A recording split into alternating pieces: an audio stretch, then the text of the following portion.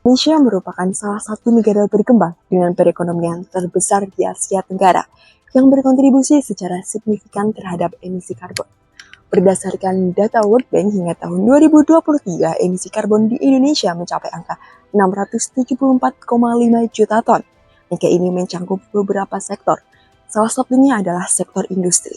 Sektor industri di Indonesia memainkan peran penting sebagai penyumbang utama emisi.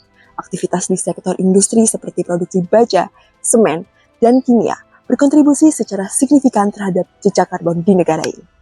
Berdasarkan pasal 29B Rancangan Undang-Undang Energi Baru dan Energi Terbarukan, maka diperlukan program yang komprehensif untuk menangani masalah tersebut. Saya Aska Sultan Zahartana, calon legislatif Parlemen Remaja tahun 2025, Dapil 8 Jawa Tengah. Jika saya diberikan kesempatan untuk menjadi legislator, saya akan membuat program yang bernama PEMSI. Apa itu PEMSI? PEMSI memiliki kepanjangan peduli emisi. Program ini dapat digunakan oleh seluruh industri yang berskala besar, yang bertujuan agar industri besar di Indonesia mampu menurunkan persentase emisi karbon. Dengan 3 cara. Yang pertama, melakukan praktik keberlanjutan. Yang kedua, mendapatkan atau mengikuti edukasi, dan yang ketiga, lebih peduli terhadap lingkungan. Aplikasi ini memiliki 4 fitur. Yang pertama, dashboard, yang berisi peta interaktif dengan indikator tingkat emisi per wilayah. Yang kedua, fitur edukasi, yang dikemas melalui artikel atau video, yang bertujuan memberikan informasi yang dibutuhkan kepada industri agar mereka mampu melakukan perubahan yang positif dan lebih peduli terhadap lingkungan. Yang ketiga, fitur penghargaan sebagai reward bagi industri yang telah melakukan pengurangan emisi atau inovasi hijau secara bertahap dan konsisten.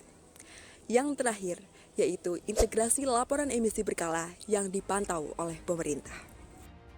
Untuk memastikan program ini berjalan lancar, saya akan memaksimalkan 3 fungsi DPR.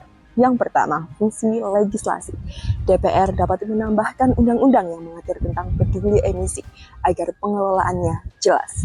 Selain itu, DPR dapat menambahkan dan menguatkan undang-undang yang mengatur tentang pengelolaan peduli emisi. Yang kedua, fungsi anggaran. DPR dapat mengalokasikan dana untuk pengelolaan, pengembangan, dan keberlangsungan program peduli emisi. Yang ketiga, fungsi pengawasan. DPR dapat melakukan kerjasama dengan Menteri Perindustrian untuk memastikan program peduli emisi selaras dengan strategi dan kebijakan Menteri Industri untuk mewujudkan industri hijau dan net zero emission tahun 2060 di Indonesia.